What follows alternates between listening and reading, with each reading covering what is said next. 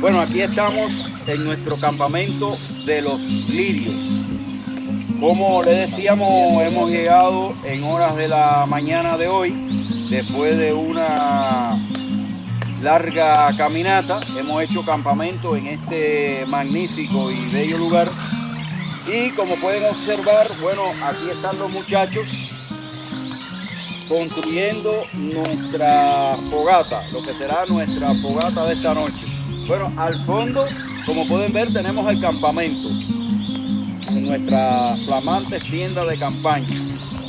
Y esta noche vamos a construir una típica fogata de caravana que nos da mucha iluminación y duración. Entonces, nos vemos en la fogata de esta noche aquí en el campamento de los lirios.